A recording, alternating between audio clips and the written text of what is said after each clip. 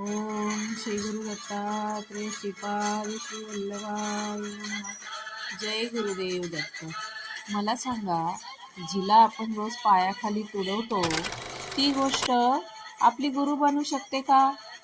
तर दत्तगुरु म्हणतात, जी गोष्ट सर्वात खाली आहे, नम्र आहे, तीच खऱ्या अर्थाने सर्वात श्रेष्ठ असते. आपल्याला माहिती आहे, गुरुदत्तांचे 24 गुरु आहेत आणि त्यातील एक म्हणजेच धरती माता. त्याची गोष्ट. एकदा श्री दत्तगुरु हिमालयाच्या दिशेने प्रवास करत होते. तेव्हा त्यांनी पाहिलं, एक शेतकरी आपल्या शेतात नांगर चालवत होता आणि नांगराचं टोक मातीत खोलवर जात होतं. धरणीत फाटत होती, पण तरीही धरती माता शांत आणि स्थिर होती. तेव्हा दत्तगुरूंनी धरतीला विचारलं, एवढं सहन करूनही हे माते, तुला वेदना होत नाहीत का?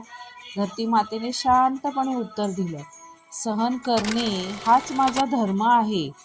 मी सगळ्यांचं ओझं उचलते, कारण ते माझं कर्तव्य आणि माझा स्वभाव आहे. तेव्हा श्री गुरुदत्तांनी धरतीला गुरु मानलं आणि मातेकडनं 3 अमूल्य शिकवणी घेतल्या. त्यातली पहिली म्हणजे धैर्य. आयुष्यात कितीही वेदना आल्या तरीही न डगमगता स्थिर राहावं.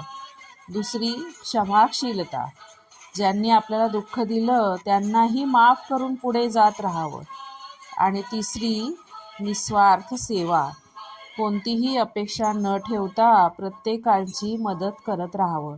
म्हणूनच म्हणतात, धरती ही केवळ माता नाही, तर श्री गुरुदत्तांची प्रथम गुरु आहे. म्हणून त्या धरती मातेला मनापासून नमन.